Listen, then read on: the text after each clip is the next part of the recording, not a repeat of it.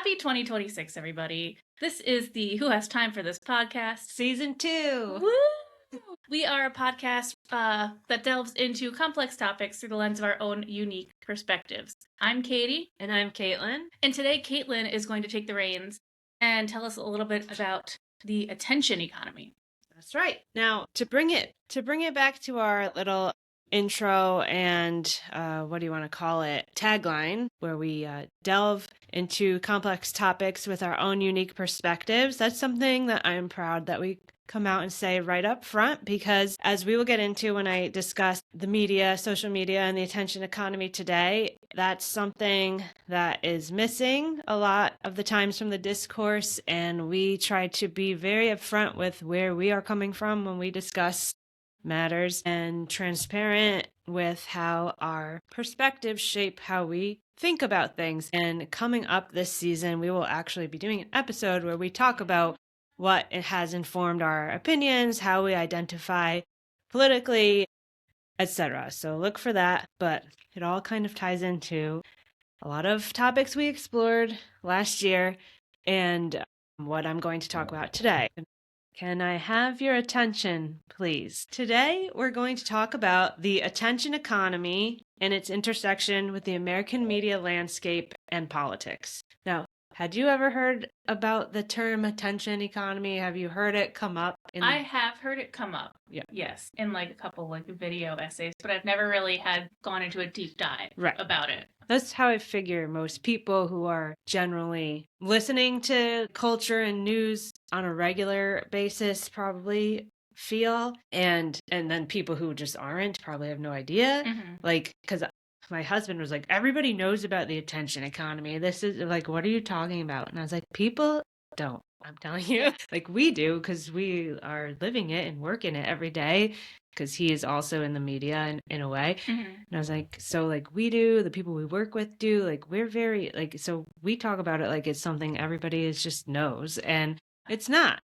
I don't want to like single people out, but like, like I do a lot of like as a therapist, I talk a lot about attention itself, like ADHD and stuff like that, and the struggle to maintain attention. Mm-hmm. But I'm not really sure how that is different from the attention economy. Right, exactly. So I'm excited to learn. Thank you. A quick reminder that I studied journalism at UConn as an undergrad, and I worked in local news for the first half of my career. I transitioned over to social media when that seemed like the obvious next career step to take.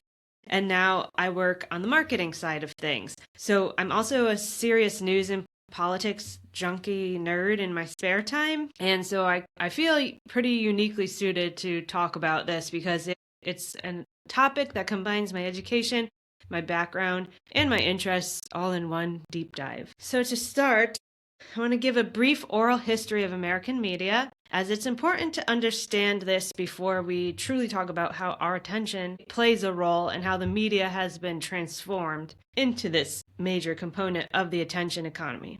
And further, when I was putting this together, I was like, this is also not stuff that you know unless you like took history of media classes. That's very true, yeah. And so I know all this stuff, and I'll get to why that shapes how I intake like social media. But why would you know this? We don't study it specifically in school. Like I learned it in college in my major because that was an important part of my major. So anyway, why would you learn art history? Right, exactly. So like we think that the partisan news is like terrible now, and it is, but it's actually not anything new. It's actually how the news in America started out.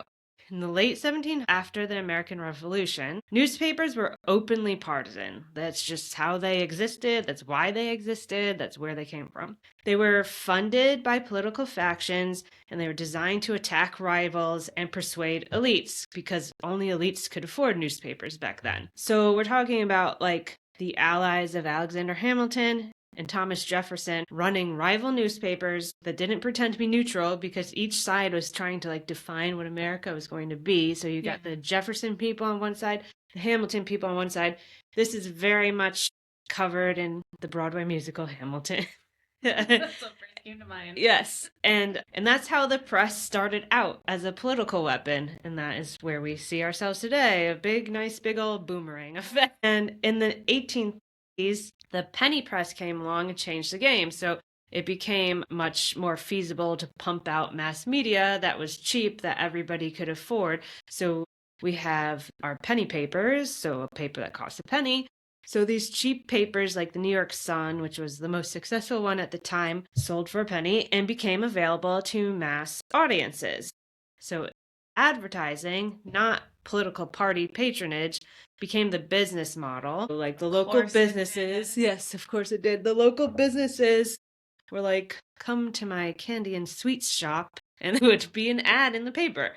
And that's how newspapers became funded by advertising. And the business model shifted to that, but the stories were no longer like politically or specifically politically oriented. The newspapers started to cover crime. Crime was always obviously the biggest thing. Human interest stories and local news. So crime being important there because it's still something that gets attention. Yeah. And that shift planted the seed of something closer to independent journalism. But obviously, it also rewarded attention-grabbing headlines like crime, because if it bleeds, it leads, and that's how the news has always operated. I feel like you always say that. Yes, because that's like what we learned in school. And then the other thing we learned in school, which brings us back to our very first podcast episode, is the story with the best headline: "Headless Body and Topless Bar," where there was some like mafia hit on somebody, and it was famous as a headline. So by the 1890s, the incentive structure for journalism exploded into what we call yellow journalism. Publishers like William Randolph Hearst, yes, that Hearst, publisher of Cosmo and all sorts of magazines, and Joseph Pulitzer, also famous, competed with sensationalism, not facts, so extreme about everything, but one thing in particular was Spanish activity in Cuba, and it helped stoke public support for the Spanish-American War. So they planted like stories that were not necessarily accurate to make people so angry with Spain's influence in Cuba, because Cuba was like such a close territory to the United States, that we went to war over it. So here we are back to things that happen now. It's almost comforting to know that it's not so new. It's not us. It's not us. Yes, exactly. And even I, who again was educated about this, like I forget. This is like just one course we took in school. Yeah. And so it's easy to forget. This is like, how it's always I kind of know about like how the 24-hour news cycle changed things, but I don't know like this 18th, like this is really cool. Mm-hmm. Very interesting. Thanks. So after this, like people were not pleased with sensationalism as journalism. Things kind of shifted back toward a middle ground when writer, reporter, and political commentator Walter Lippmann introduced the idea that journalists should use the scientific method for objective reporting, present the facts, both sides, and introduce no bias or subjectivity. And this was the foundation for journalism for a long time, and is what I learned in school, and that's how we were always taught to be. And I was in school, like, when we all had Facebook accounts, and Twitter was starting to be a thing, but there were very few, like, social media policies in place for news corporations and whatnot. As I came up and had my first job, basically you weren't supposed to have, like, your personal, because the journalism is not supposed to be personal, it's supposed to be an objective reporting of the facts so that the readers or consumers can make their own judgments based on, their own biases and experiences that might color a situation. But like you yourself as a journalist were not meant to have a Facebook account where you're like, I hate President Obama or whatever, whoever it was at the time, who, it was like strongly discouraged to have personal accounts. And if you did, like, make them private so only your friends and family can see it. I do that for my job. Yeah, exactly. Basically, but it's funny though, the next generation, I feel like we're all like, don't put, don't even put the state where you live. Yeah, don't even put your age. And now people are like, here's my credit card. Yeah, and we'll get to here's my address. Absolutely. It's such a different It's climate. Totally different. People who work in the media or media adjacent will talk about with like independent journalism, how they conduct themselves online is different now. And we'll get to all of that because it's something like we've all talked about in general and something that I kind of like grappled with as I was putting this all together. Because I kind of had to like look at this and be like, you know, I kind of have to be a little bit less stringent because, like I said, I came up through this objective reporting, and everything's different now.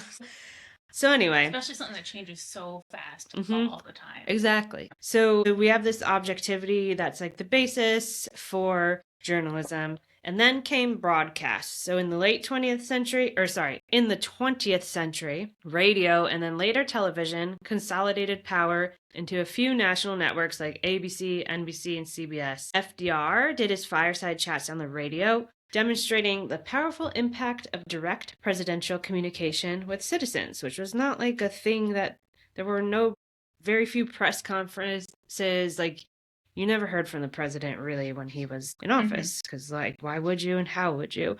Yeah. Figures like, until FDR, figures like Walter Cronkite became the trusted arbiters of truth.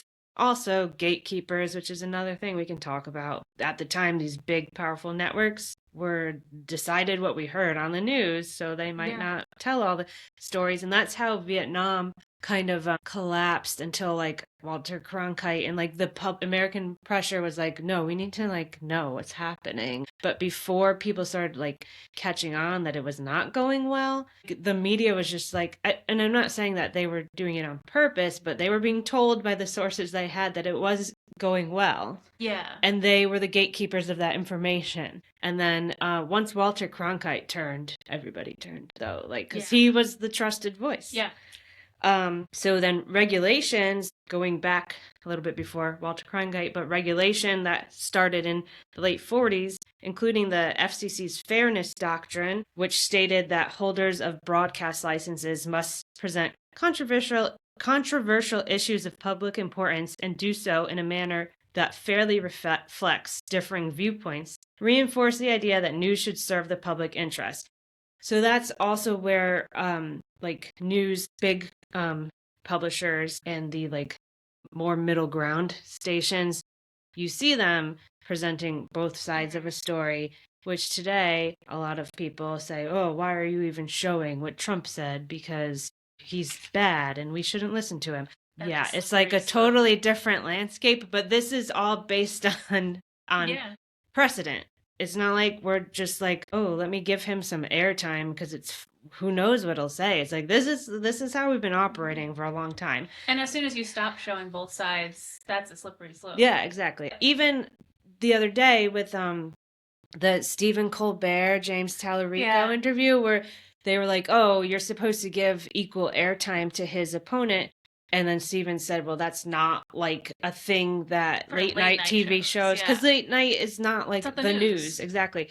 So, but that's where this doctrine came from, or this whole idea that they tried to spin to make it sound like he was bringing rule, which he wasn't, because he doesn't do they comment on the news, but they don't deliver the news. But they clearly have their own opinions on it, and that's what they're giving. Yes, and that that when you tune into late night, that you're not tuning into late night to get a fair and balanced news source.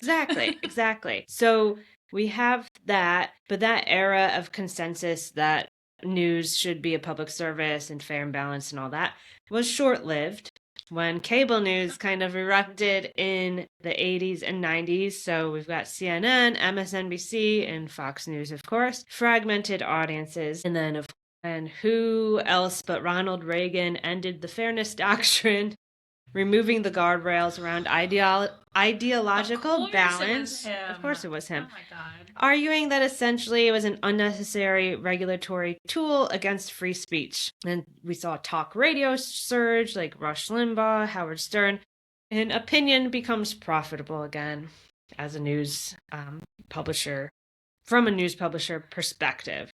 And then the internet comes along and blows everything up. So classified ads, which were like the huge revenue stream that lifted up newspapers and made them able to like hire people and have a staff and all that, went over to Craigslist.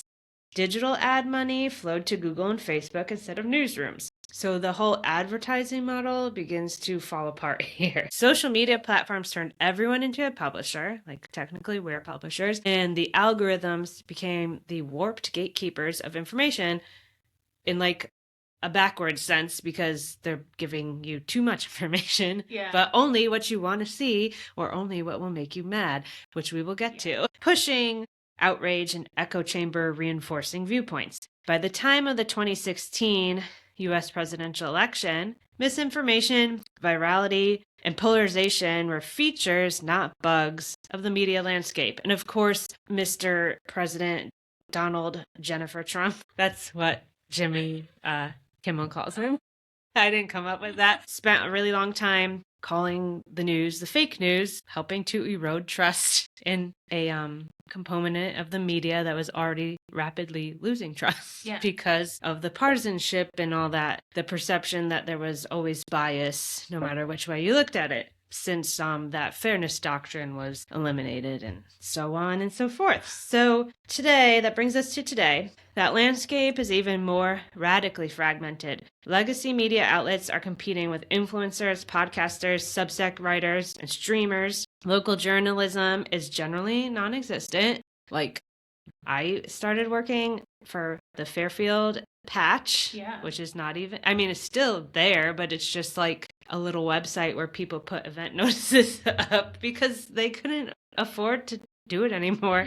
There's like one patch editor per state now. Even like the New Haven Register has like, I don't know, it's a ghost of what it was. My parents still get it, and it's like so thin now. Yep, and my dad still gets it.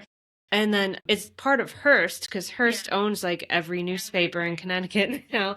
And I used to work for the Connecticut Post in their digital newsroom. And I was there when Hearst bought the Register and folded in all the New Haven County papers into the Fairfield County operation. Like literally, I don't even know if the Register has a New Haven area office anymore. Like I have no idea. Like it's just nothing. I don't think they do. No, I don't think so. And I was talking in my neighborhood Facebook group because they're like, oh, the coverage of Hamden is terrible. And it's like, yeah, there's literally no one to cover it. So you're going to get what you get. And if you want more, then you have to pay. I don't know what to tell you because there's no more. Advertisers don't want to advertise for newspapers anymore. And it's really on us to subscribe, though that will never produce enough money to fund a full newsroom. So that's one problem that like local journalism is facing now. There's a lot of hope that independent journalists can make their way on Substack or on Patreon or whatever, but that's like a huge undertaking. It's like every man for themselves. Yep, every man for themselves. Trust is polarized, as we know. Revenue models are unstable, and the line between journalism, commentary, and content creation is blurrier than ever, but I'm going to try to help shepherd us through that. So if there's one through line, though, it's this. American media has always been shaped by its incentives. Technology is always changing. Business models are changing. Regulations change. But the fight over who actually controls information and how it shapes our democracy specifically, because of course I was going to get to that, never goes away, which leads us to the attention economy. Made it. So here we are today, squarely in the fight of who controls information, how it shapes the country we live in, and seriously, the world, and the incentives behind how information is distributed. And the biggest incentive right now for those tech titans who are in charge, your attention. MS Now, which I guess is what MSNBC is called now. I don't know. They pop up on like my YouTube all the time, and I was like, this is just MSNBC? Maybe it's like the digital version of MSNBC, but MS Now host Chris Hayes wrote an excellent book about attention and the current attention economy called The Sirens Call. So I'm going to lean into his work to explain what we mean when we say the attention economy. But the short answer, by way of a Georgetown law definition, is the attention economy is a system in which human attention, which is a finite and valuable resource, is treated as a commodity. It is captured, analyzed, and traded for profit by digital platforms and advertisers, who we will call the attention merchants. In this model, attention becomes the currency, and platforms like Facebook, YouTube, Instagram, and TikTok act as the brokers. Yeah. So before we talk about the attention economy or big tech or algorithms, we need to ask a more basic question. What is attention? And you feel free to jump in if you have anything, but how Chris Hayes portrayed it is that attention is the substance of life. And that might sound poetic, but it's actually literal to him. He says, from the moment we're born, we cry for attention because without it, we would die. Because newborns are helpless. Human babies cannot survive neglect. So attention isn't just something we spend, it's something that forms us. Every waking moment, we're paying attention to something, either because we choose to or because something grabs our attention. And over time, those micro choices, or lack of choices, add up into a life. And psychologist William James breaks attention into 3 types to understand. So first, there's voluntary attention. That's when you decide to focus on something. So you're reading a book, or you're playing a game, or you're having a deep conversation. You're actively suppressing everything else because you are paying attention to that thing. So like, we're talking now, but I faintly know that the clock is ticking in the background, and I'm suppressing that because it does not need... My cat is snoring in his bed. Exactly. They do not need our attention at the moment because we are in this podcast episode. The second type of attention is involuntary attention. That's like a bright light, a breaking news alert, an ambulance siren. It hijacks you from what you're doing. You didn't choose it. It chose you in a way. We're being chosen right now. Yes, and Magnus the cat has decided to come grab our attention involuntarily on our ends. Yeah. This last type of attention, and possibly the most important when we talk about the attention economy, is social attention. It's the cocktail party effect, as Chris Hayes says. You're like half listening to somebody because you're in a conversation with them, and suddenly you hear your name from across the room. And you're like, who is that? Who is talking to me? Who is talking about me? What are they saying? Because being the object of someone else's attention is foundational to being human. We all pay attention to ourselves, to others, and we crave their attention in return. And that loop, that reciprocity, is how bonds form. And that's what today's attention merchants have figured out. Can I just say a little anecdote? Yes. Is please. About that social attention. So I work a lot with like people with disabilities or kids, and the amount of times that I've had like people's staff or families be like, they're just trying to get attention. And it's like, okay, but what's wrong with wanting attention? It's a foundational human, thing. Oh, there's the cat again. It's foundational to who we are as humans to want attention. Yep, exactly. And it's that's not an inherently bad thing for somebody to be trying to get your attention. It's evolutionary. Yeah. You die without attention, as we just said. Yeah. Like a baby would die if you didn't pay attention to it. So it's rather than focusing on, well, then we shouldn't give them attention, they're just trying to get it. It's no, just reward them for trying to get your attention in a good way rather than asking for it rather than hitting you. Exactly. And back to the newborn thing, again, that was an evolutionary thing. So as humans became smarter and our heads got bigger because our brains got bigger, you had to deliver babies earlier because animal babies are born, they can already walk and everything, basically, because their heads didn't grow gigantic. Women were dying in childbirth all the time as we started having these large babies. So by way of evolution, we started delivering babies earlier, and they were helpless, but we had to because otherwise you would die in childbirth. And this goes back to caveman era. Yeah. and our brains take so much longer to develop than a cat. Exactly. So one thing that is so obvious to me, because I've been through it twice with 2 children, is they call that first 3 months of a baby's life the 4th trimester, because back in ancient times, or before that, back in caveman times, they would have still been growing inside us at that point. But because our brains got bigger, and as humans began walking upright, our hips got smaller because we had to be upright. Yeah. So babies were born earlier. They're helpless. They really should be born when they're a year old, basically. Or not a year old, a year in the womb, sorry. And they would be able to hold their heads up and start eating solid food and all that. But because evolutionarily, we couldn't sustain their huge brains. We have to give birth before they're ready, essentially. Yeah. And that's why And when so they they need cry, you attention. need to pay attention to Yeah. them. So this attention is so valuable, and that's what the attention merchants of today have figured out.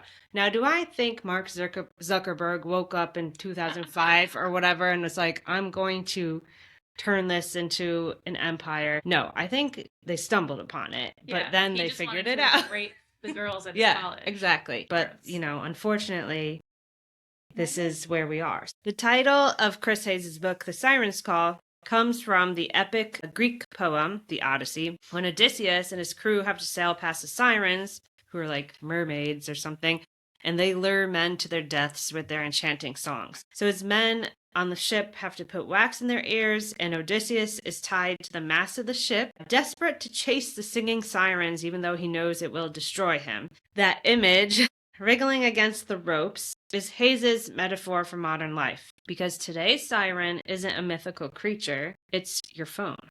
And in this era, the most valuable resource isn't oil or land or labor, it's attention. And unlike those other resources, attention is embedded within us. Extracting it requires cracking into our minds, which is quite unethical when you think about it. He quotes economist Herbert Simon, who wrote in the 1970s that a wealth of information creates a poverty of attention. So as the internet came onto the scene and we just have all this access to information 24/7, we just don't have the attention for it. Information is infinite, attention is scarce. Value comes from scarcity. As we know, when there's not enough of something, the price goes up. When you're talking about like just like actual things, but for our attention, the price is invaluable because it's what makes us human. So in a world where information is effectively limitless, every company, every campaign, every influencer, every content creator, every media outlet is fighting over the same scarce thing, your focus and your attention. So that's why Hayes argues that our biggest corporations aren't really information companies, they're attention companies. Apple put the portal in our pocket with the iPhone, because that was the first smartphone. Yeah. Alphabet Inc. monetizes Google search, and YouTube through advertising. Meta platforms, so Facebook, Instagram, Threads, convert social interaction into targeted ads and content that keeps you scrolling. Threads is Meta too. Yep. Threads was the answer to Twitter. I didn't even have Twitter on here because I don't. Blah. That's fine. I mean, they're all blah, but that one in particular. Amazon sells priority placement in your search results.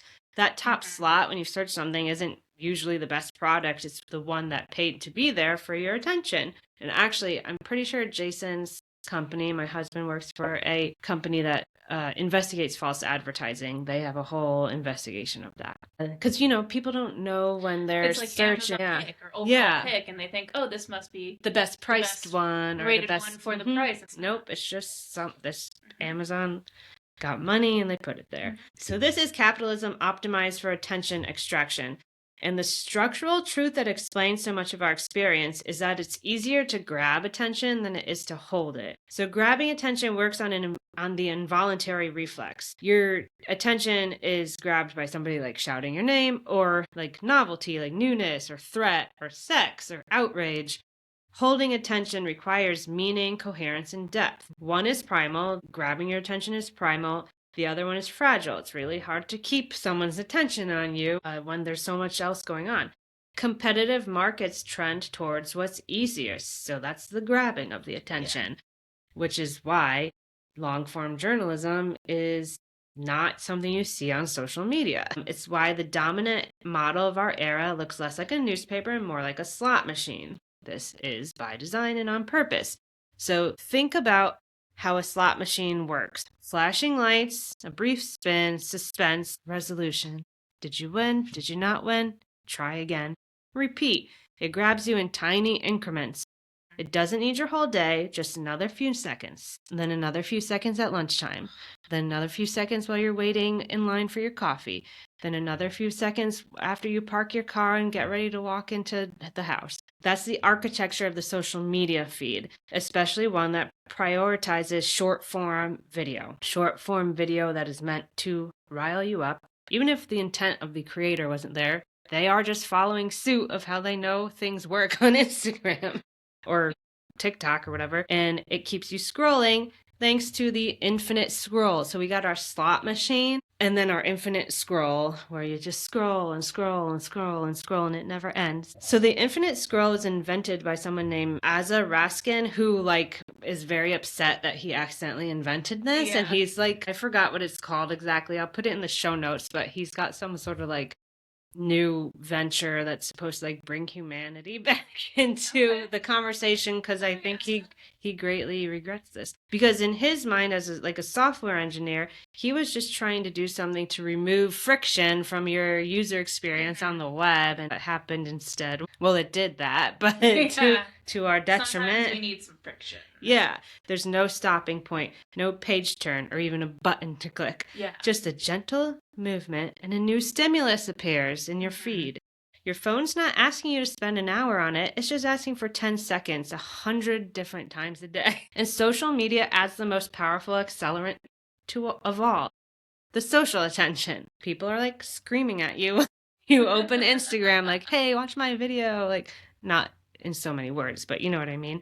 So you get notifications, you have tags, you have mentions, you have hooks, like the text overlays on a video that gets you to be like, oh, let me watch this. It's the engineered cocktail party effect. If you're on Facebook, maybe somebody tagged you in something, so you see your name light up, or you see the post that you yourself put out there has little notifications on it. And you're like, oh, how many likes did I get?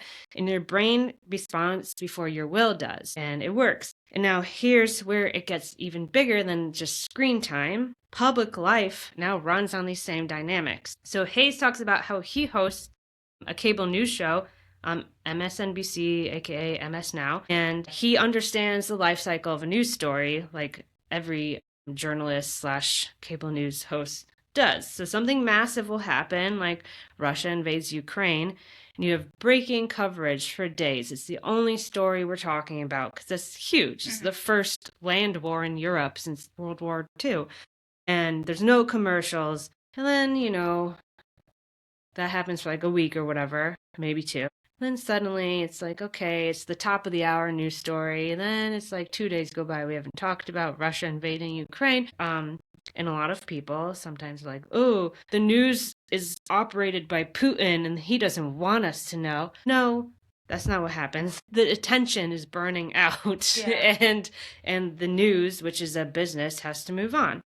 One thing that the public doesn't understand, sorry, I'm not trying to talk down, but from one journalist to another, I see what Chris Hayes is saying and push back. But one thing that the public doesn't know about the behind the scenes decisions that go into this is that the news doesn't ultimately always decide what stories to cover and what stories not to cover. Now that's different from saying publishers, who are often billionaires who bought newspapers, or the news networks or whatever, don't put their thumbs on the scale. That happens all the time. That's like a separate conversation though. Ultimately, in the grand day-to-day, grand scheme of things, the news doesn't really direct attention. It's chasing it. If viewers drift, it will shift. It's not a conspiracy. It's just the economics that we're dealt with. And that helps explain why we will obsess over the sensational. Not that Russia invaded Ukraine is sensational. That's a big deal in its own right without being sensational. And we neglect the structural. But so a better example might be, and we'll get into this a little bit more, but the Epstein files, obviously in itself not sensational, but the way it's being released is, everybody's picking and choosing what they're sharing. And there's no cohesive narrative, or I shouldn't say narrative. There's no cohesive storyline where we're centering the victims every time we talk about it, which is the point, is to hold people accountable. So instead we're did you see this email? From about Jonathan Law High School? Big Willie or whatever. Yeah. And Yes, all those things are like crazy and somebody should be investigating them. Yeah. And I think that, who knows, we're going to have to come back and talk about this in like 5 years to talk about, like, unpack what actually ended up happening, because we still don't know how this is going to end. But it's not like, here's how all these victims suffer. It's like, look at this email Yeah. that Trump might have sucked a dick. Yeah, exactly. So we're obsessing over the sensational and neglecting the structural. And this was like a chilling thing that Chris wrote that I was like, no. He said if 10 planes crashed tomorrow, we would ground every airline. There would be no flights. But during COVID, when the same number of deaths were happening on a daily basis behind closed doors due to an invisible virus, we just acclimated to the death toll. Yeah. It just became background noise. Climate change is even harder to keep our attention focused because the primary thing is like this invisible odorless gas that heats up the atmosphere. As climate writer Bill McKibben has noted, the most dangerous substance in human history doesn't directly grab our senses. It is, like I just said, invisible, odorless, and it takes a long time to build up. But even though, like, literally the entire world's attention should be focused on solutions, it is not at all. Our attentional system evolved for rustling bushes and immediate threats, not long-term atmospheric destabilization. Well, and like you think about when like the rustling bushes and the immediate threats, like people weren't living long enough to worry about things that would happen, 50 years down the line. Exactly. And now we are. We're living through it right now. As we record, we're about to have like a historic blizzard. It's like the last week of February, and people always like, not people, Fox News is always like, oh, if it's snowing, I thought that means there's no global warming. And it's like, sir, please. Also, it just makes weather more extreme. That's what we're about to deal with right now. And we haven't had a winter where there's been literally snow on the ground for months in more than a decade. It's cyclical, and it will be even worse the next time we have a very snowy winter. We will just be buried. So it might not happen for 10 years. Anywho, what doesn't grab us, we neglect. And there's a deeper existential layer to this, because it's not just about corporations manipulating us, it's about something like older than ourselves. Blaise Pascal, a philosopher, writer, wrote in the 1600s that all human unhappiness stems from our inability to just sit quietly in a room alone and be with our thoughts and contemplate our mortality and all that. And you need to give a shout out to my dad, Frank, who sits on a 7-hour plane ride to Ireland, raw dogging it with nothing. Those are the kind of people who should be leading us, to be honest. He's like, well, like, my thoughts aren't interesting enough, then who am I? Exactly. And this is like a problem with like people who grow to become powerful, especially rich people who grow to become powerful. There's like a whole paradox. Chris Hayes talks about the king's paradox, where he just constantly wants to be entertained because he cannot like be alone with his thoughts. And it's like, why can't you be alone with your thoughts? You're a king. You have everything you want. And because for the most powerful people, dealing with your mortality is like terrible. Yeah. Think about Elon Musk. He wants to go to Mars before he dies, can't deal with it. So we have that. Now, getting back to the economic side of things, back when in the Industrial Revolution, industrialization gave us wage labor, and then as we sorted out like the hours and the 40-hour work week, then we had leisure. Ooh, stay tuned on that in the coming months. Yes. And John Maynard Keynes, the economist, predicted that abundance would force us to confront how to use our freedom wisely. The abundance being like, we finally have enough money to buy our own food. And as we stopped being peasants and became wage laborers instead and all that. So he was saying like, we'll have to confront how we use our freedom wisely. You could go back to our hobbies episode to hear about how hobbies kind of came into the scene because of that. But instead, two things happened. Society grew orders of magnitude more complex. So it's just, we all have time now. We can read newspaper, listen to the radio, etc. And so the sheer number of issues presenting themselves to the citizens for their attention exploded. So like what you used to care about. You woke up, you fed your children, you went to work, you came home, that was it. Now, as information becomes more widely available, and I'm even talking just like back in like the 20s, not even today. I mentioned Walter Lippmann earlier. He was the one who said we need to have objective reporting, but he pointed out that the duties that citizens inherit in the 20th century were overwhelming, even for the most educated and informed people like himself. So he wrote, especially in a democracy where you're supposed to be engaged and play a role. Yeah. So he said, my sympathies are with the citizen, for I believe that he has been saddled with an impossible task and that he is asked to practice in an unattainable ideal. I find it so myself, for although public business is my main interest, he was like a journalist and a writer, and I give most of my time to watching it, I cannot find time to do what is expected of me in the theory of democracy. That is, to know what is going on, to have an opinion worth expressing on every question which confronts a self-governing community. And this was in the 20s. Yeah. And this is when we started seeing the rise of the demagogic fascist dictators with cults of personality. So you have Mussolini in Italy and Hitler in Germany, who are just like, I alone have the answers. That was back in the 20s. And like, do not worry yourselves over every little thing. Just follow me and I will show you the way. And then, of course, who do we have who actually literally said, I alone can fix it, was Donald Jennifer Trump, who I will call him that. So history, as we say, repeats itself. And all the things that led to Trump were things that led us to Mussolini and Hitler, were things that led us to people before that, and so on. Because, yeah, it's hard. We talk about this like all the time. It's hard to be a citizen in a democracy. And the more information we have, the more conflicts we're invested in, the more terrible news stories we have to read. It's just a lot. That you are enduring. Our psyches are not supposed to just be constantly enduring grief 24/7.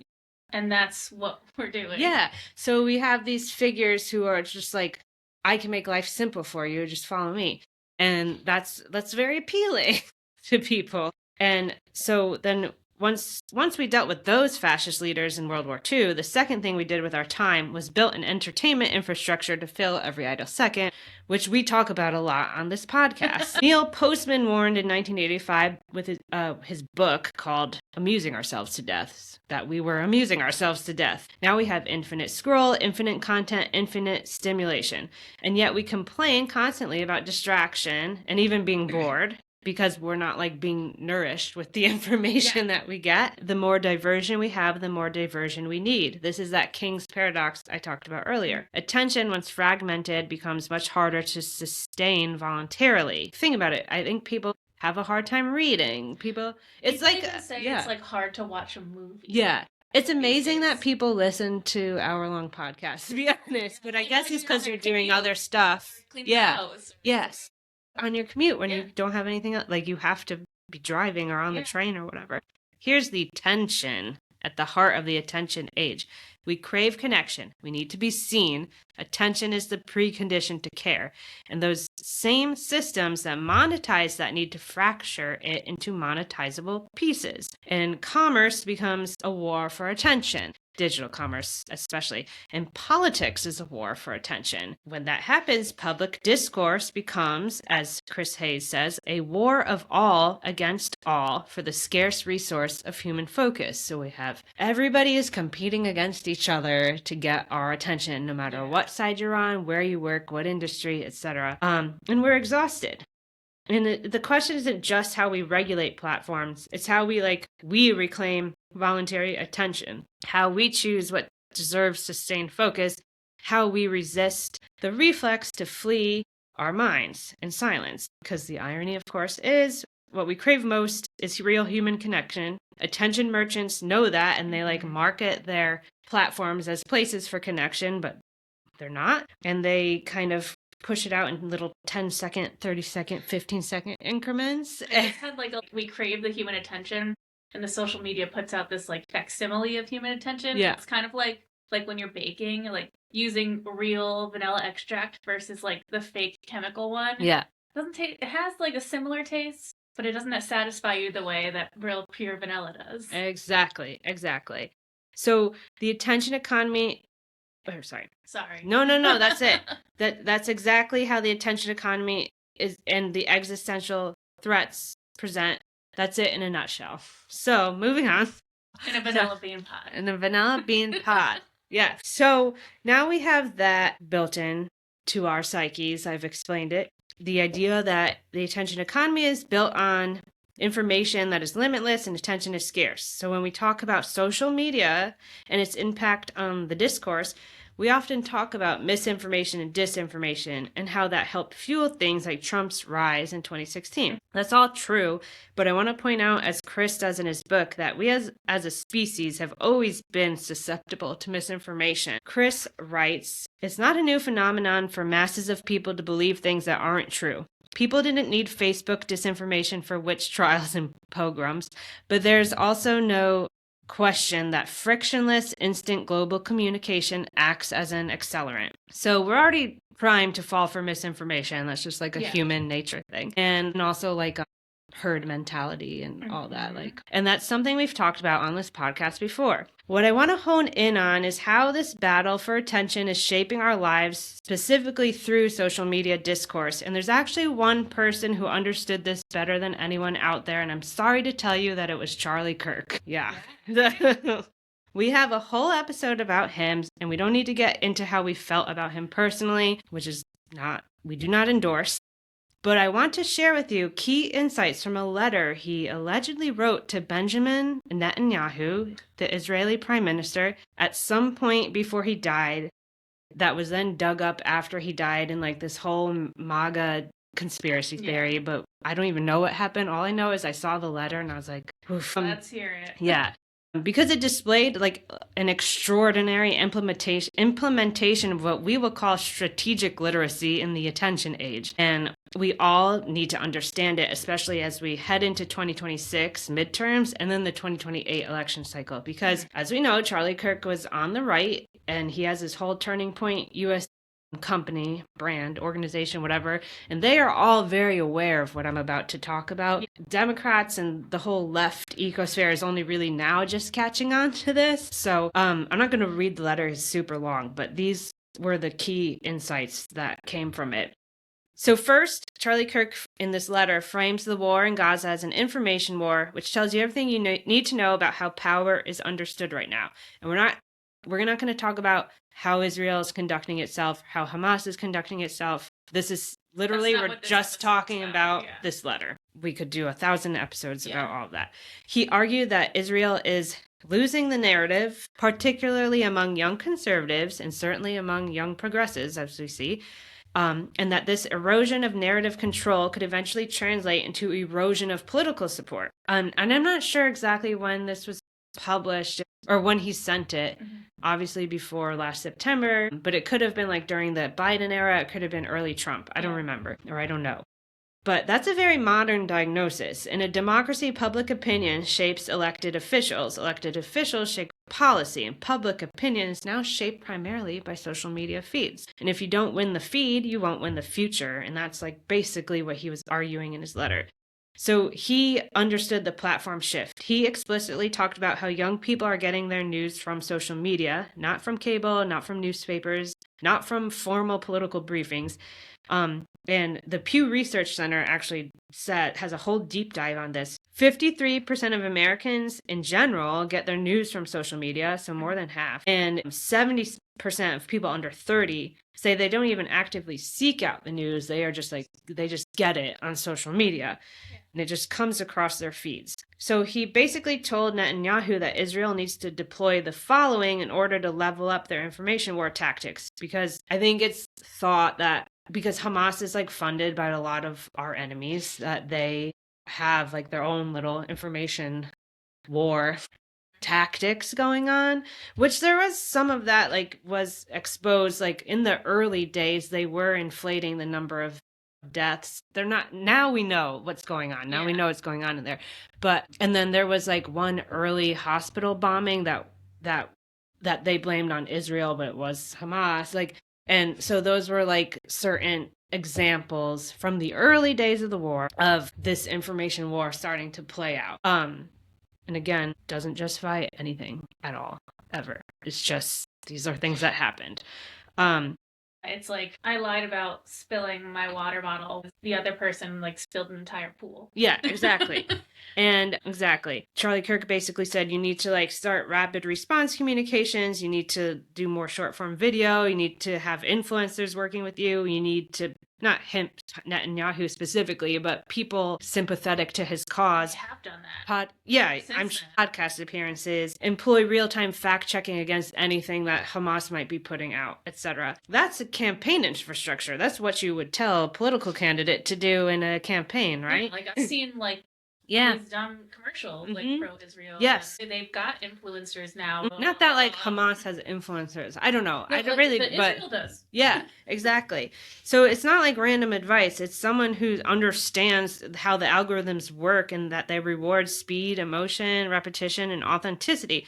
So he's saying occupy the feed because in the attention economy, attention is the territory you're fighting over. He also distinguishes between what he calls third-person defenders like himself against and first-person narrative control. So he says like, stop subcontracting your messaging, which I don't know what he was referring to by that, but well, I guess for people like Charlie Kirk to go out and defend Israel would be subcontracting. So he's saying speak directly, like get young Israeli people on social media to talk about what's going on in Israel. So weird. All these things are happening now. Yeah, so yeah. Fucking listen. So he's saying be present and be visible. Why does that matter? Because in digital ecosystems, authenticity performs better than advocacy. And I know this as a marketer working with brands. Content produced by brands that has like the color palette, the logo, it's like highly produced. It's nothing. It's nothing on social media. You need to work with an influencer who used your product in real life and can like authentically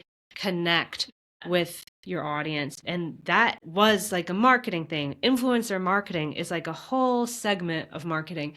Now we have influencers marketing our news and our global conflicts. It's kind of scary. The institutional voice, like a brand or like the Israeli government or whatever, feels distant. First person voice is like intimate. It's proximate, and that proximity triggers engagement. People want to listen to the young Israeli man on the ground versus like Benjamin Netanyahu. So Charlie Kirk understood that identity-driven storytelling outperforms just abstract arguments. Of course, we see that all the time in these algorithmic systems. That's not his ideology talking. That's like he just understands how it works. Yeah. It's platform literacy. Yeah. And then he says, and this was the freakiest thing, treat Israel like a political candidate. Define yourself before your opponents define you. Assume you're in a permanent negative ad environment. Centralize your messaging. Create a shareable content hub. Recruit younger, digitally fluent communicators. And if that's not what every presidential candidate is doing right now, I don't know what to tell you. That's exactly what they're doing. That's a campaign logic applied to geopolitics. Like literally, it's what we tell our brands that we work with to do these things. And it tells us that nation states are now operating like brands. Whether you feel uncomfortable about that or not, that's just what the reality. Nation states, political candidates, everybody. And brands operate in attention markets. Exactly. Another thing that he says, or that he very much understood, is skepticism. He acknowledges that young conservatives and young progressives distrust institutions. Yeah, I mean, there's a reason why, but like it's crosses boundaries. And intelligence claims, like intelligence from like Israel is known for its intelligence agency, but like that means nothing.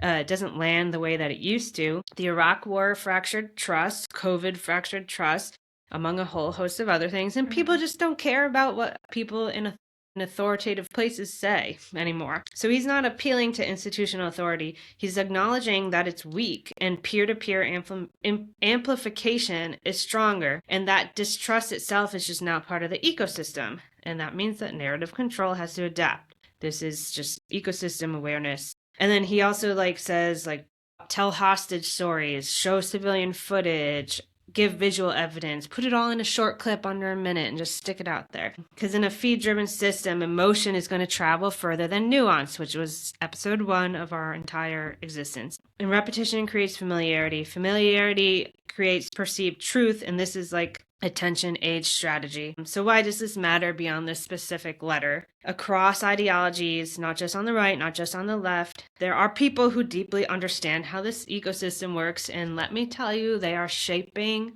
the next 10 election seasons. Yeah. And it's something we should all just know is will make us better consumers of media.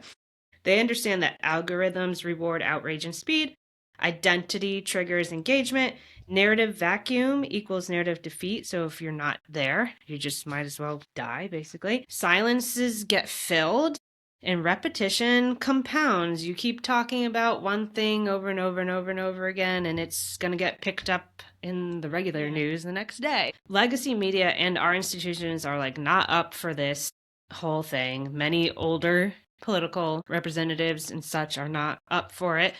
That's the landscape. So you can shape what millions of people see in their feed, and you can shape what they believe is happening. And if you shape what they believe is happening, you shape what they think should be done about it. So policy follows perception. Perception follows attention. So whether his argument is right or wrong is beyond. I mean, he's just identifying what we're up against, and we need to equally be prepared for it. So yes, none of that was an endorsement for Charlie Kirk or Israel. Like I said, we can make 50 podcasts about that till the end of time. Not a fan of it. Yes. So the most important thing to take away from that is that conservatives and the right-wing movement have understood how to play this game since the dawn of the attention age and earlier. Yeah. And the left is now only just catching up. And that comes with its own host of issues. I could sit here and critique how right-wing media and, like, of course, Fox News and etc. conducts itself. But what I think is more useful for us and for our audiences is to give an overview of the landscape of what's playing out in our own feeds, because that's what I come across most often. I'm not like fed right-wing stuff because I don't follow right-wing people. So unless it becomes like a major national news story and then everybody's talking about it. I mean, I'm aware of what's happening because I follow people who make me aware of that. But what I see more every day is what's going on in the left-wing ecosphere. And I would venture to guess that's where most of our audience members would find themselves. Or maybe if you're not as online as I am, you don't know what's going on, but you might follow an influencer or a public figure who is shaped by these conversations. And so Very true. So I'm going to be heavily focused on the left-leaning ecosphere for this last part of the podcast episode, but just know this dynamic also plays out on the right, and unfortunately, they are very good at it. Yep. So Democrats are entering the influencer era. Democrats, progressives, etc. I don't know where everybody falls on the spectrum, but I'm just going to use Democrats as a catch-all term. I think that's fine. Yeah. So the left is belatedly building relationships with influencers and creators ahead of the 2026 midterms and, of course, the 2028 presidential election. Their campaigns and the people in charge of their campaigns are recognizing that clicks influence culture before votes reflect it, right? So this mirrors what the right has been doing for years, building a creator ecosystem, not just running ads. They're actually tapping into people who have followings and can persuade those followings to vote a certain way. And why does this matter? I said earlier that more than half of Americans are getting their news from social media, and that's where influencers exist. Most 70% and up of adults under 30 like literally get their news only from social media, and not because they're seeking it out. It just appears as they're scrolling. And if you're getting all this information thrown at you, why would you then go, let me see what MS Now is putting up? Exactly. And, but media you're not controlling who's throwing that information at you. Media literacy is not something everybody's educated on. So you just hear something and you're like, okay, that makes sense. And I like to think that I'm pretty good with media literacy, but I have totally fallen trapped to like seeing a post and then like my brain is just accepting it as truth, even though like later on I'm like, why did I believe that? Yeah. And exactly. And I think everybody mostly would understand basic media literacy, like opinion is opinion, news story is a news story, ideally. But on social media, depending on who's delivering it, those lines get blurred. And so young adults are largely encountering news incidentally, not because they seek it out. And the reason I have to focus on them is because they are the incoming, like, largest segment of voters. And as a millennial, I must bridge the gap between the old people that seek out specifically information through the traditional ways and the young people who are just being fed it. Yeah.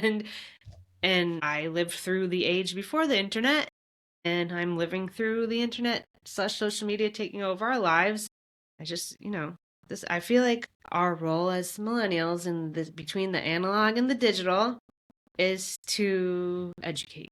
Yeah. Both sides, both ends of our age Give differences. Living through both. Yep. And so if you want to shape the Overton window, which is the window of public discourse before policy battles, you need presence where the culture is formed on social media. And the culture, yes, not just social media, it's on podcasts, it's wherever else culture happens, the Super Bowl halftime show, etc. Yeah, and the Overton window, I've talked about it like 1,000 times, is my thing, is when you talk about something enough times that it eventually becomes common sense to the public, and they're like, okay, yeah, why isn't gay marriage legal? Because that was, activists pushed and pushed and pushed to have it be part of the discourse. And then we had a president who we were able to also get him to tag along. It becomes like an universally accepted kind of truth because of the repetition. Mm-hmm. Okay. Yep. And that's like where ideally trans rights will become cemented because we're talking about it. Yeah. And we're talking about it. And there was a hilarious SNL sketch about a mom who's like, I was wrong about Trump. And then and it's really funny. Everybody should look it up. It happened recently. Just Google SNL mom Trump. It'll come up. It's about a Trump voter who's like talking to her progressive kids, and they're like, Mom, we've been telling you about this for years. And she's like, let me just have this, because she's saying, like, I get it, I was wrong, etc. And she was like, honestly, I don't really know what the big deal is about trans people, like, as in there's nothing, leave them alone. It's really normal. And so it was just funny, but that's the Overton window. That's what we're talking about. Emily in Your Phone, my favorite Demfluencer, Democratic influencer, is all about the Overton window. And she says the right has been very successful in pushing the trad wife stuff into the Overton window in a way that's like, yeah, let's abolish Roe versus Wade. Duh. Like, you know what I mean? Yeah. So we're kind of up against that. So anyway, finally, Democrats are like getting in on this, like 15 years too late, but whatever. And now I'm talking about influencers. I got to tell you what that even means. So, influencers are the people who have built an online presence and like a personal brand for themselves. They're often monetized through sponsorships, and this is like the marketing definition of an influencer. Yeah. It's kind of just transformed itself into newsfluencers, but still it's people who have a following, they have like a personal brand. Their business model is like becoming trustworthy through relatability and like a parasocial relationship. So they have this relationship with their followers, but they don't actually know them in real life, and just from my perspective as a marketer, like, we tell our clients, like, oh, you got to work with influencers because it was a $24 billion industry in 2024. People just selling stuff because they're like, I liked this pan and you should buy it too. So now it's like, I like this political candidate, you should vote for him too. Because you've already built trust with this influencer by buying the things that they recommended in the past. So exactly. Why would you believe them on this? Even like newsfluencers aren't necessarily selling products or even coming from that, but they're like, a lot of it's like independent journalists who have built like their own following, and but they took that model from the marketing model of an influencer. You know what I mean? They built up their personal brand, and they built up the trust, and they deliver news their own way, etc. So their primary incentive is engagement, not because they're out there trying to like hoodwink you, but because that's what works in the attention economy. They have to make a living too. Yeah, exactly. And then we have content creators, which they could be influencers. I think you kind of have the demarcation is like how many followers you have and how you're being used in a particular campaign. Because content, like I'm a content creator, we're making content right now. I wouldn't call us influencers though. We don't have a, maybe one day, but it's like podcasters, YouTubers, newsletter writers. They may focus more on analysis and commentary or even reporting. They're often independent, and there are blurred standards between the objective journalism I talked about before and like what they're doing. And the incentive structure is still platform driven because of the attention economy. And again, some content creators are big influencers. Influencers are always creating content though too. So it's kind of just an ecosystem. And it also might be like, how does the person identify? If someone's like, I'm not an influencer, maybe that means they're not going to work for a campaign as an influencer, but they're creating content. It's just like, you just have to be mindful that this whole, it's all out there. And who you get your news from matters in that you just need to understand where their biases may be coming from, because we're not in the age of objective journalism anymore.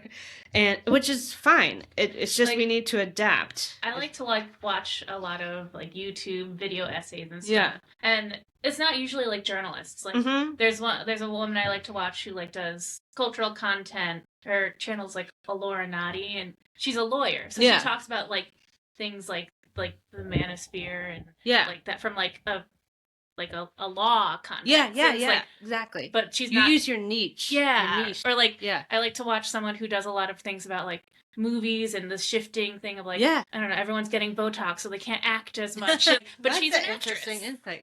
Like so it's they're not like journalists, but they're giving out like current information. I don't know. Yeah, exactly. And then we have like our traditional journalists who got into the whole industry based on like this public service. Not every journalist, like not like the commentators on like cable news was I mean they might have started this way back in the day as a cub reporter for whatever. I'm talking about like the Caitlin Collinses of the world, like people who are there to report the news and local news, the print news reporters, etc. So they're there for the public service mission. They have ethical standards that they were taught and trained on. There's editorial oversight. You're never just putting something out there like 3 other people have looked at it first before it's pushed out, which is, I think, a very important thing we should mention when you're talking about influencers and content creators putting out the news. It's usually just them. Like, I was gonna say, have like, even someone who like has worked as a journalist and is putting out YouTube videos, they're probably not getting it edited by anyone but themselves. Exactly, unless they have like a small crew, which they might. Some do, but just that's something like maybe think about that. Like, is this person just a one-woman operation, or does she have an editor? I don't know. And there's fact-checking processes with the editorial oversight. There's accountability mechanisms, and there's an obligation to accuracy and presenting multiple perspectives because of that whole philosophy that journalism should be objective, which is how like literally every old school journalist was trained to do. So journalists aren't influencers, or these journalists aren't influencers. Influencers might have been journalists, and so they like try to uphold all these things. But if, again, you're a one-man or one-woman operation, you can't.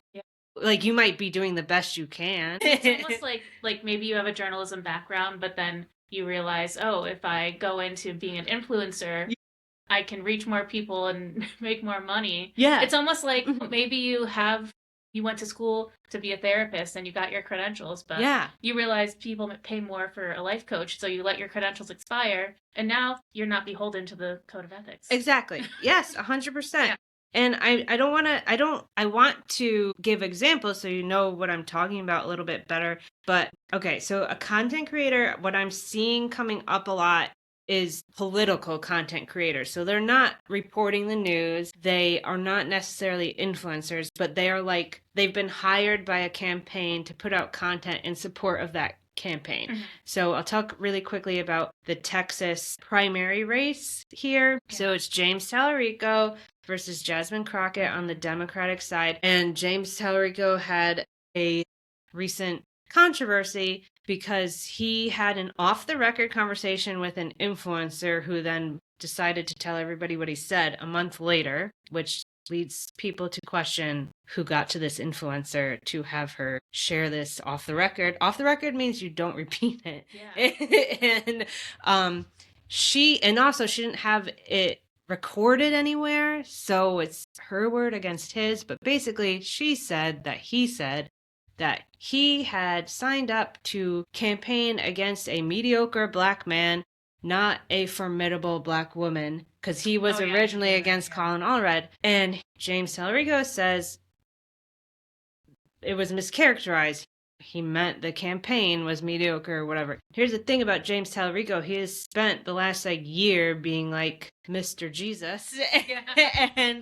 and people are like, I just don't see him saying that. Or if he did, maybe he said it like off the cuff and he like really regrets. Like, oh, I really shouldn't have said something so blasé. And but anyway, he thought he was off the record. So, but then you think about it, it's like, well, how many other things have been off the record that maybe should have been made public because we're like have these standards in place, and maybe it is good to have a fresh set of eyes on the news process now. But then people are like, why is she talking about this January conversation in the middle of February? Is she a Jasmine Crockett operative? Like, so now it's like, what in the world? And then this content creator, I guess influencer, I don't know, who goes by the name of Howdy Politics. She's just been covering Texas politics for a long time. She is pro Jasmine Crockett though, and she has said so. And she's like, now with this whole conversation has exploded, and instead of talking about how Jasmine Crockett, like her electability, we're just like talking about like stupid things James Tallarico said. But that's the attention economy. Yeah. Everybody's paying attention to the stupid things James Tallarico may or may not have said off the record. Well, this actually a similar kind of story, not as big as this one. Yeah. Between Jasmine Crockett and James Tallarico. You know the comedy podcast, Las Culturistas? Oh, yes, I know very well. They have been attacked. Oh, my gosh. It's a comedy podcast, and Matt Rogers said that he wasn't a fan of Jasmine Crockett. He's not a journalist. He's not in politics. Yeah, like, right. He's just a citizen. Yeah. On his podcast. And then he was like, he said something about, like, he thinks he likes this, like, Tallarico guy. He didn't know too much about him. And, like, the world came for him as if he's, like, a journalist who didn't do a good job or something. When I log on Threads, which is tends to be left because it's like everyone who left Twitter because of Elon Musk, it's a bloodbath of Democrat against Democrat, progressive against moderate. It's terrible, and this is where this exploded. Yeah. And then everyone's like, he's telling you not to give your money to a black woman. Yes, and it's like, oh my god. That's what happened. That's what happened. Okay, guys, I'm going to call it right now. James Tallarico is going to run for president, and I knew it back in 2025. After the interview and the FCC, he's got a lot of new fans. Yeah, I called it, and I'm not saying that he should be president or anything. I'm just saying, I saw this man speak, and I was like, that man is going to be the president. I'll be up from here. Yeah. So remember, I'm stating it here that I called it already. So anyway, and then this, to me, broke open the whole thing. I was like, oh my god, so if we're going to have content creators being involved in campaigns and influencers, then you got journalists on the sidelines being like, what the hell? And it's just going to get crazier and crazier as we get into 2028. And maybe someday down the line, there could be regulations for political influencers. Totally. And but that's not today. So back to the journalists being like, hey, what the heck, on the sidelines, because many of them are like watching this and being like, hey, what happened to examining these things and producing a piece that considers all aspects? Well, the problem is that there's been an erosion of trust in the legacy media for such a long time for all the reasons I explained earlier: accuracy and bias concerns, financial collapse of local news, major papers laying off 300 people, such as the Washington Post, and journalists just being like, I'm done, and leaving the profession entirely. And things like who's buying and who's buying the people Post. Behind the organizations. And people just don't stop seeking information. They're going to find it elsewhere, or they're or that's just going to come up for them. Like we've talked about, young people don't actually seek it out. It just is available. Influencers and content creators step in because they feel authentic, they feel accessible, they respond quickly, and they're not talking down to their audience. Like much of like the right-wing criticism of the coastal elite news, like the New York Times and whatever, is like, it's too elitist. It's not for the regular everyday people. And then you have on the left being like, the New York Times is going too far center, because I think they start to like be like, all right, we need to reach these more right people. You can't win. So and but you know, outrage and engagement is the business model in the attention economy, and journalists aren't built for outrage. They are built for investigating, and it takes a long time, and it doesn't follow the rhythms of the social media algorithm. And journalism, old school journalism, still has like will always have a role, because that's where the content creators and the influencers are going to draw their sources from. Like you have to have a foundational source for what you're saying.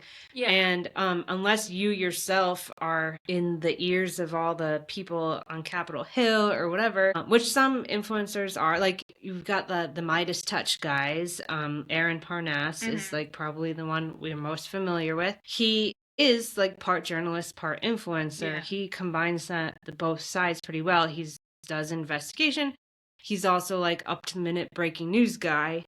He's like, there's funny like sound bite videos where it's like somebody's like, my day in a nutshell, and it's like, we have breaking news. We have breaking news. We're learning breaking news. And it's Aaron Parnas, because that's how he starts every video.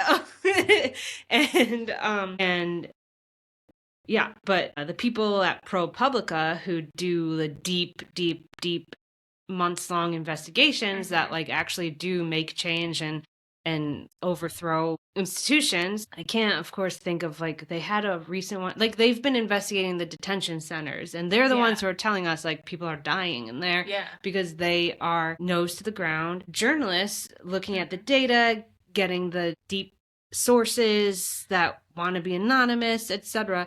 And they did a good one about how little insurance companies pay therapists. Yes, yep, they're the ones investigating that stuff. But you know, you don't see ProPublica Jane or whatever, I don't know, the influencer like shouting all these things at you. It's like, but the journalists and the influencers, etc., are pulling those stats and those reports and using it in their way that they create content. So basically what I'm saying is we all have to learn how to work together. And that's basically it. Like, journalism needs to evolve to meet this moment.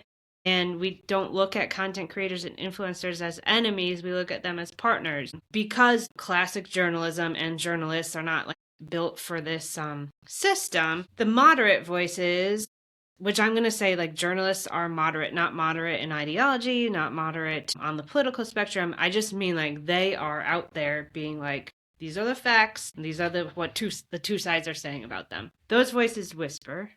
And then the extremes are screaming. And whether they're screaming about the right thing or the wrong thing is not even the problem here. It's just, it's what's louder. It's just what's louder. So if you live on social media, you might not really be aware of this difference, because you're just drawn to what's more compelling. And you're drawn to the people you trust. The people you follow and engage with are going to be the ones that come up on your scrolling anyway, because that's how the algorithm works. So me being somebody who follows left-leaning accounts, this is what I'm seeing when I log on to Instagram or Threads every day. Constant finger pointing, purity tests, reducing people to their worst take, and performance over persuasion. This is just literally always happening. And it's because anytime somebody is like, I'm going to evoke Scott Galloway, who we could, again, talk a whole podcast about. Every time I go on there, is literally somebody saying something about something stupid that he said. And that thread, aka a tweet, basically has 55 million comments on it. And so and then if you click it to read all the comments, then all the time you're going to get Scott Galloway sucks content. Yeah. and then... And then that just drives the whole conversation. And honestly, literally, my feed is Ezra Klein is a dick and Scott Galloway is a misogynist. And I'm like, you guys, okay, but like, I don't I see them a little differently, and I have receipts for it, but it's not even worth talking about because you're gonna attack me, and I'm scared. Because that's not the ecosystem where nuance thrives. Yeah, exactly. So, not to say they don't say dumb stuff. They have big platforms, and it's fine to criticize people. It's just how you do it that's important. And like I said before, with the James Tallarico stuff, the conversation is no longer what makes a candidate electable. It's why is this person problematic?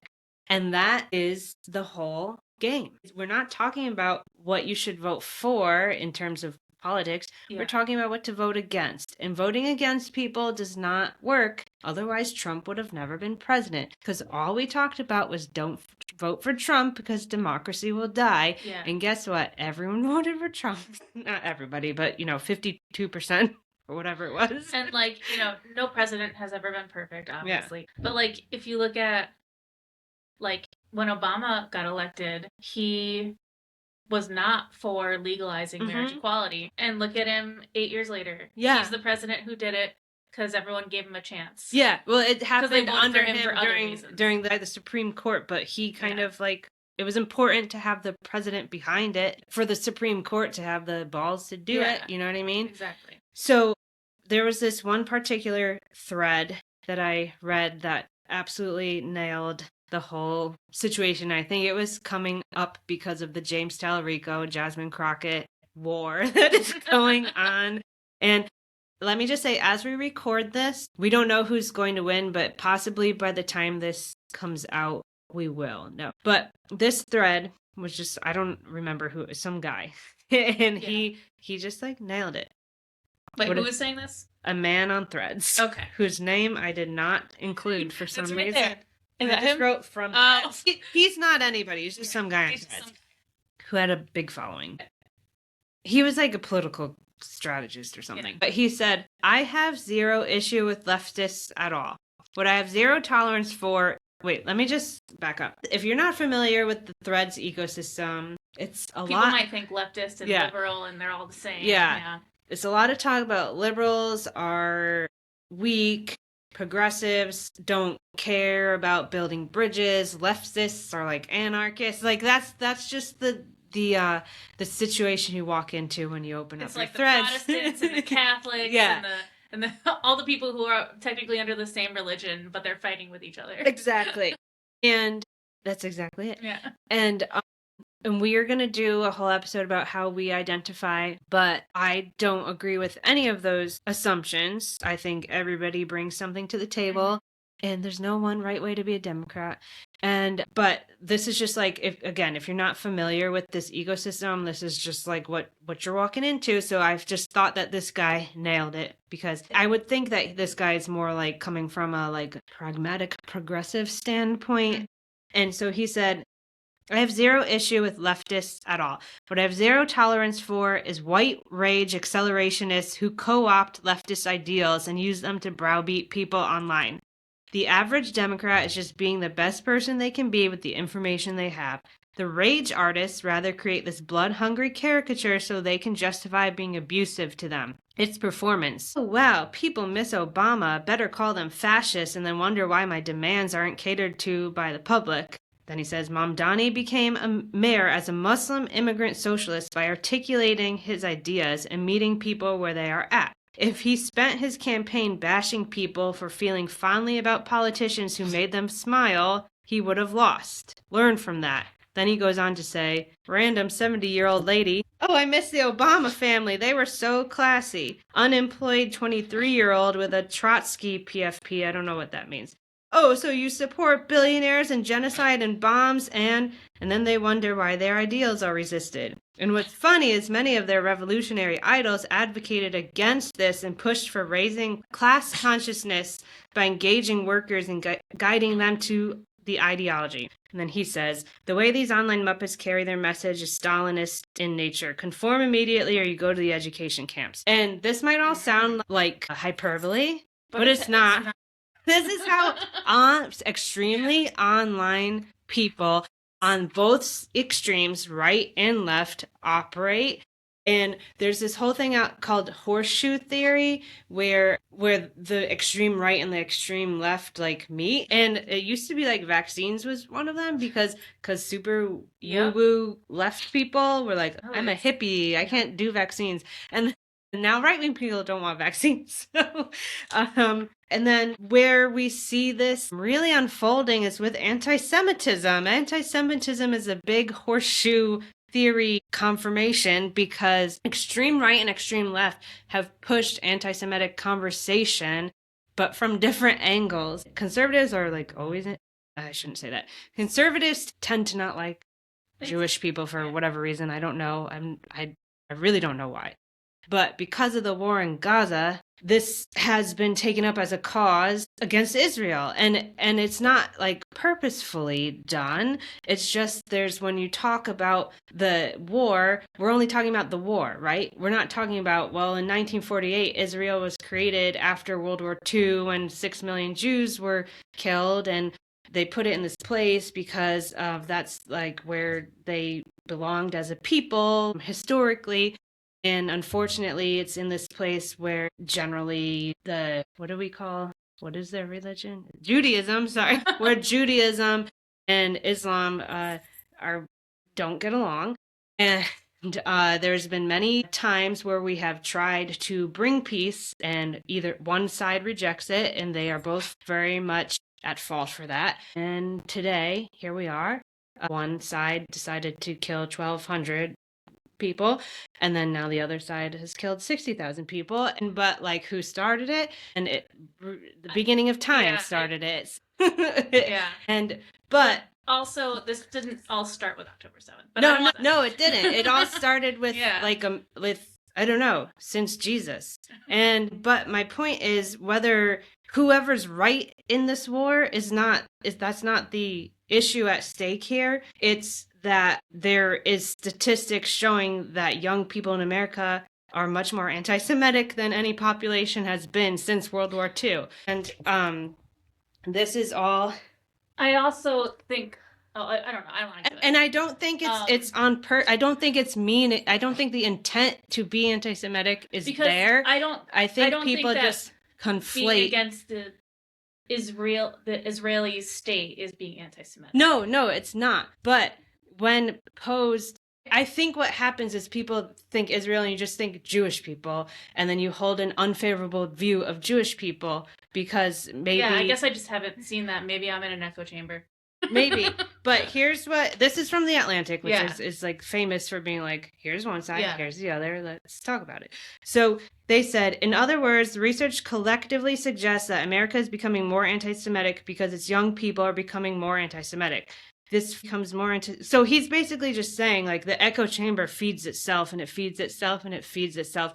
And I don't think people would take this so seriously if those the two young Jewish people weren't killed outside of DC or outside of the embassy or wherever they were in. I don't remember, it was 2023, 2024, but like when things turned violent like that here. Outside of the Israel-Gaza bifurcation, that's a problem we need to address. And also it's a problem we need to address when our administration is arresting Muslim students and saying like they're not citizens and we need to deport them because of their speech. It's all one big mess. But I do think people equate anti-Semitism to anti-Zionism. Yes, I think, totally. It's all. And I think, unfortunately, of course, I didn't copy and paste. I only copy and pasted the quote and not the actual thing. But there was a survey done that showed, and the questions were like, do you hold a favorable view of Jewish people? Jewish, not Israeli, not Jewish people. Yeah. And it was like, yes, I do. And it was very much growing with young people. It didn't say which young people, but in these echo chambers online, this is a uniting factor of the horseshoe theory between extreme right and extreme left. And it's on threads for everybody to see it. So, and I hate talking about this because I don't like know enough. I'm not like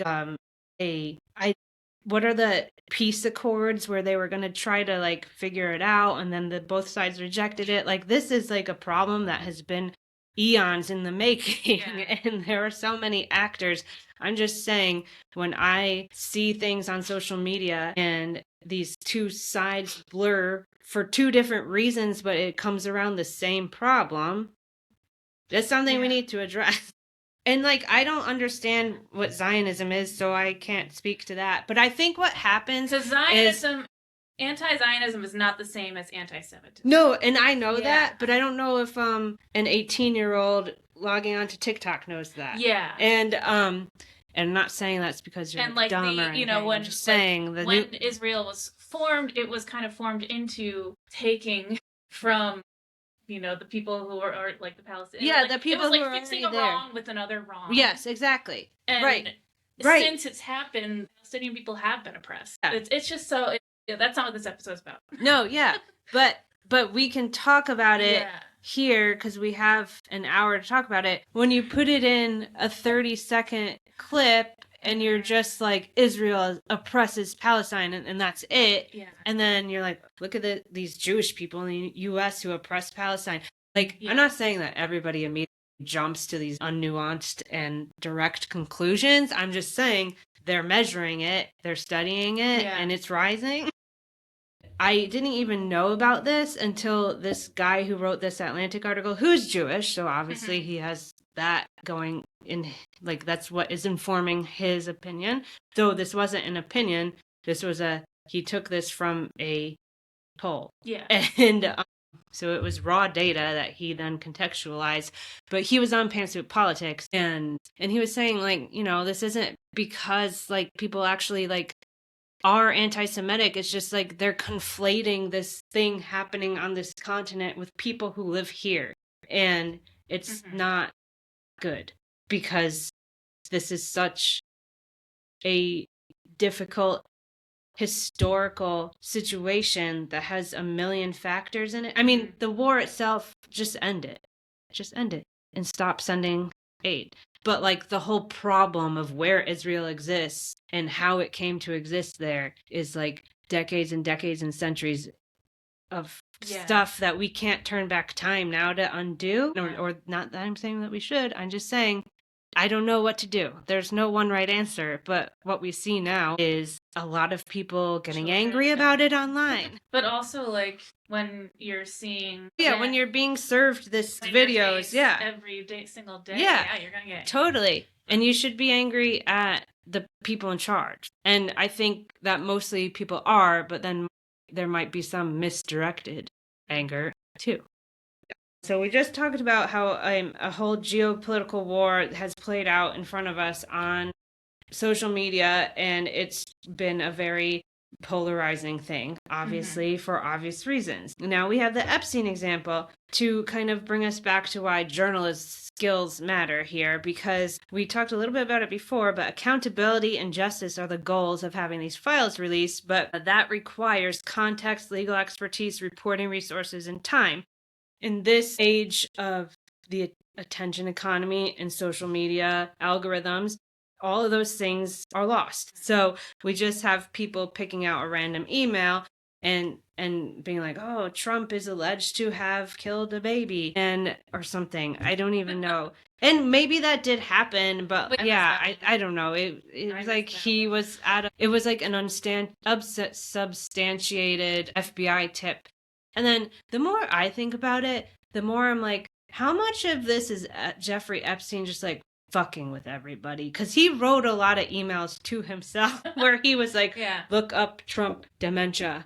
And like, what if he did that like 50,000 times and that's the 50,000 times Trump is mentioned in the Epstein? Like, I mean, I know that's not it, but he clearly had it out for Trump after they had their falling out. And sometimes I wonder, without knowing what these 50,000 times he's been mentioned, if they're actually, like, what is he saying? Is he just saying, like, I hate Donald Trump 50,000 times? Or is he saying, like, there's definitely lots of other stuff in there that needs to be investigated and all that. But it doesn't mean that it's, like, however many million mentions of him is all that number means nothing unless Trump I know and why this he's 12-year-old girl engaged sexually. Exactly. That's not bad after exactly. that. Exactly. But people who don't think that way are just being like, Trump is mentioned a million times, and here's one thing that he's mentioned as doing, and so extrapolate that. And then it's like, okay, well, if we want to get this man like out of the presidency because of that, we need to actually have an actual argument.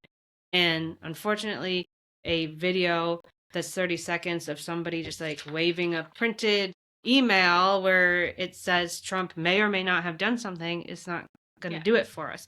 So, like, you have journalists like Julie K. Brown from the Miami Herald who actually unearthed Epstein's whole sweetheart deal that he got.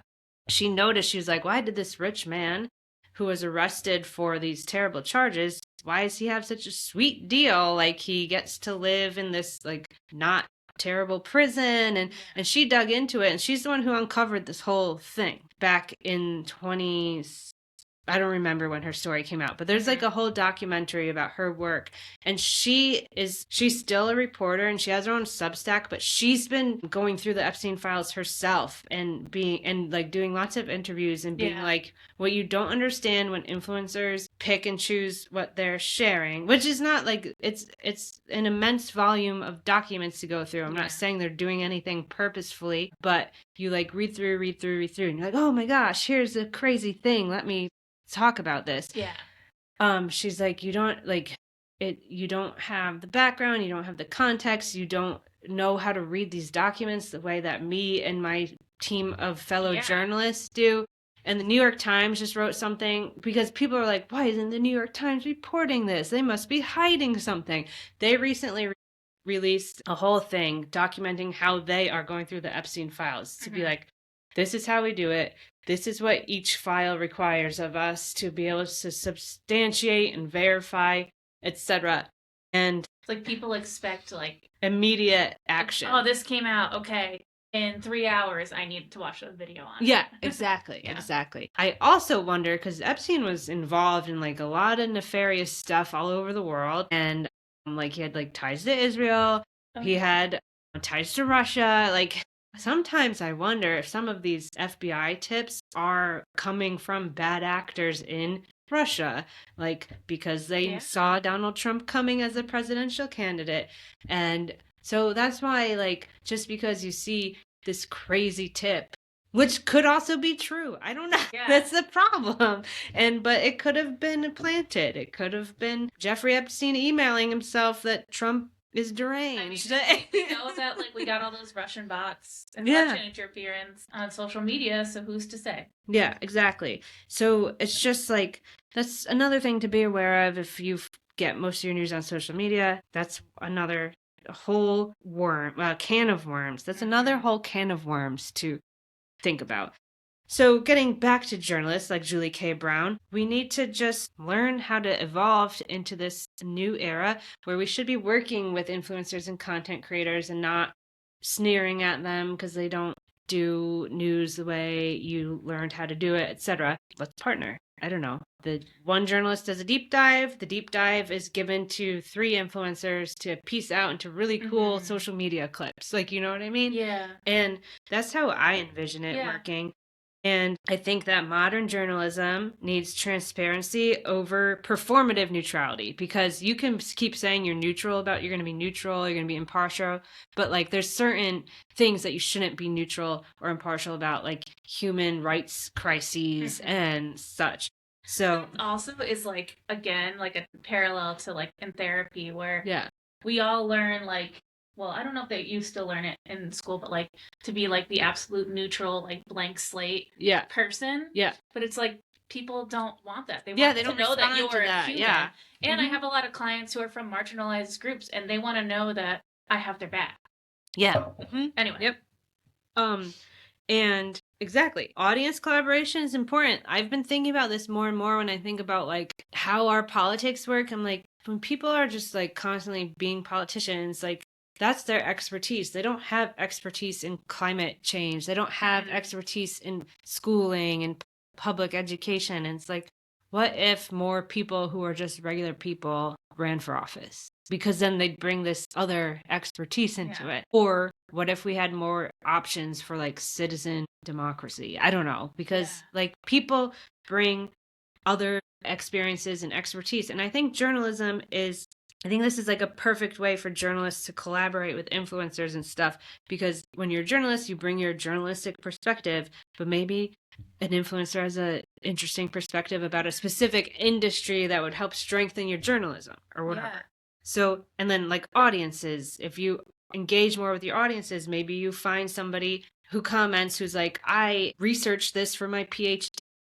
Talk to me. We could write a story together. I don't know. I'm just making it up. Stuff like that. Stronger funding models are important. We need to like really urge subscription-based stuff so that you're only beholden to the people that you write for, and not, and by write for, I mean the people subscribing to your news, not billionaires, right? And the courage to prioritize foundational reporting over daily outrage or daily engagement or whatever. So like keep doing what you're doing, ProPublica. We need you. Don't ever become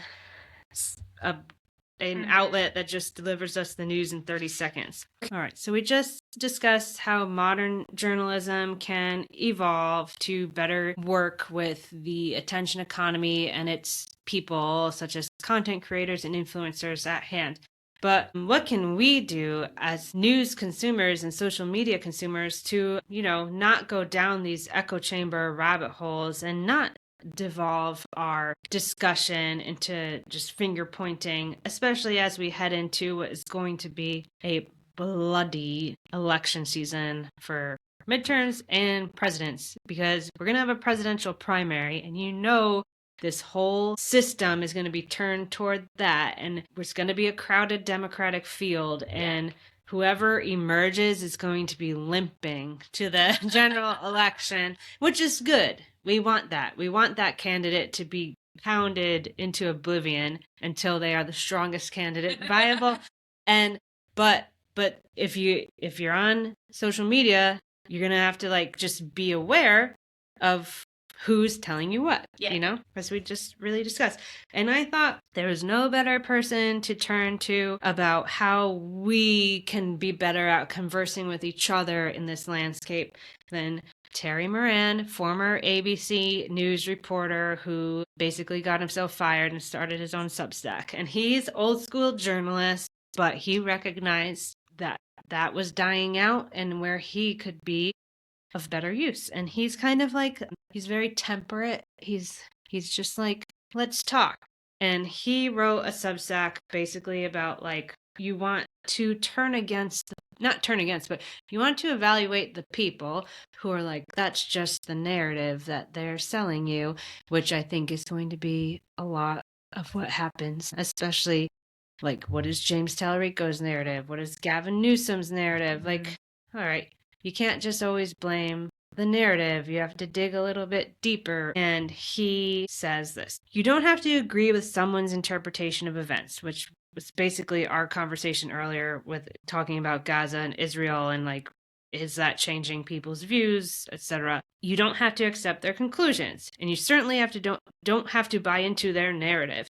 But you do have to recognize that the person you are arguing with is contending with the same reality you are, at least in part.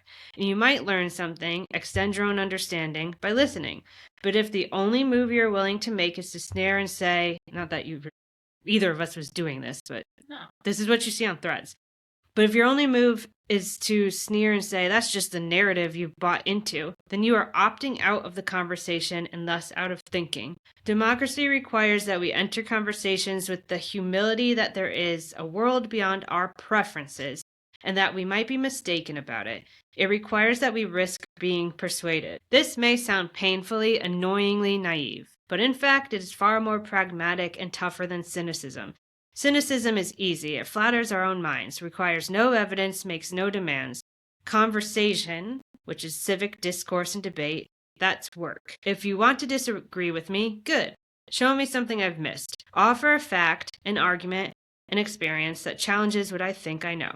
For me, that's always the good stuff in a conversation, when I'm caught up short by something I didn't know or by a fresh way of looking at things. Just as engineers can get excited when they are conducting a test and discover a flaw, I like being shown how I might be wrong, and it means I've got more work to do, and more work is good. Now, that is how we can conduct ourselves better, which I think is generally good online and, of course, in person. And there's all sorts of things we can look to with regulation and big tech, which is going to be like a huge proponent of the presidential election. Trust me, people are going to be talking about that. Can I just make a quick comment about the quote? Yes. Because I think that's something that, like, all of us have a hard time with. Like, we all say, like, oh, we want to hear, like, the different sides and this and that. But, like, when you get that little fact or tidbit of information that, like, challenges you, like, I don't know about you, but I get, like, a... Yeah. Like, oh my God, I'm like, wrong. What's wrong with me? You gotta, like, take a moment and think about it and sit with it and let it take your attention a little bit. Evaluate it and maybe change your stance, maybe not. Yeah. But now you have new information too. Exactly. But it's and maybe it like, doesn't change your stance, and that's fine as long as you listened. But it's hard. Yeah, and I also think, like, there's so many people who are just like, oh, I want to burn this to the ground. It's like, okay, great, we can have anarchy, but then we're gonna still have to build something. So why don't we just skip ahead and not do that and just try to build something new now? It's like one of my favorite book series, Red Rising. The first 3 books are tearing down the fascist imperialism, and then the series is like 10 years later how they're trying to rebuild, and it's hard. Exactly. And then I'll go back to the So sorry. So that no. I just was not, like, I want, like, no. I should have given time before I moved on. I was like that sort of, when you get that fact, it like has like a emotional and totally, like, pay attention to that emotional response you have. Exactly. Because that's what the social media algorithms want to get out of you. And if you learn to, rather than just go with that emotion, if you learn to sit with it and analyze it and figure out where it's coming from, then that's a game changer. 1000%. So we talk about how we can conduct ourselves better,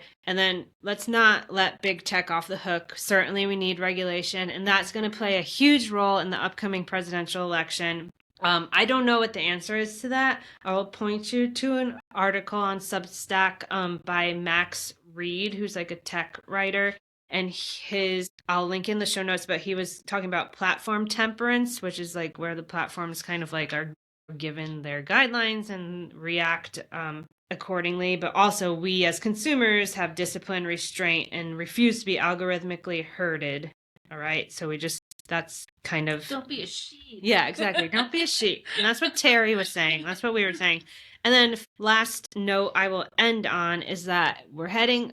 Now you know everything about the attention economy. You know how it's being played out politically, which is going to be like the number one thing we're talking about for like literally the next 2.5 years. And there was a political organizer on Threads who had a really great thing, and I just wanted to read it because this is how I think we are looking at the wrong people for the wrong things when we're talking politically about who's going to save us, basically. Okay. So her name is Abiola Agoro, a political organizer from, I believe, Texas. And I think she was like slyly commenting on the Tallarico Crockett stuff. But she said, Shirley Chisholm, who is the first Black woman elected to U.S. Congress, is a very different kind of liberation figure than Toni Morrison, who was the barrier-breaking novelist and editor. Audre Lorde, civil rights activist, is a very different kind of liberation figure than Barbara Jordan, who was the first Black person elected to the Texas State Senate in like a generation and had been also a U.S. representative. These people serve very different roles, and they should. The last couple of years, I've seen people attempt to push politicians into being freedom fighters, but the kind of freedom fighters they want a politician will never be. This isn't the same as pushing a politician further left. This is looking for an elected official to wholeheartedly quote Marx or embody abolition in totality, when even Patrice Lumumba, who is a Congolese independence leader, famous, wouldn't have been that way. I truly believe that part of the reason that so many people have been deeply disappointed in the political landscape is that they are looking for the wrong things from the wrong people. I wouldn't want my freedom writers writing policy. Even the most radical policy will be sanitized to a certain extent. I wouldn't want politicians writing liberation literature. These roles matter, but they are fundamentally different. This doesn't mean that you allow for any behavior, but you understand that electoral politics sometimes matters as much as radical action. A brick is important, but a law is important too. I know some folks will say we need to burn it all down, but before you burn something down, have you evacuated those in the house? Before you burn it all down, have you planned for where people go after? Before you burn it all down, have you taken inventory of what kind of structure will govern folks? These things are not meant to squash the belief that we can radically change things. They are actually how we do that. If you want to do liberation work, you also need to be informed. You need to understand how your government works to know how you want to change it. Destroying is always easier than rebuilding. Yes. Yep. So, thank you for coming to my TED Talk about the attention economy. I hope it was helpful to understand what we're working with. Katie, what are you making time for this week? I feel like I've been trying to make time for some hobbies, actually. Ooh, yay. Doing a little bit of like sewing projects. Like I bought the pants that were straight leg and I turned them into skinny legs because I'm a millennial. Yes. And I did some like painting recently. So I've been trying to do some of my artistic hobbies. What have you been making time for? I finally rejoined the gym, which is Orange Theory, and it's been great. So I make time for that. Woo-hoo. And I needed to, and it's wonderful. I will continue making time for that this week and getting my sweat on. Right. Until next time. Until next time.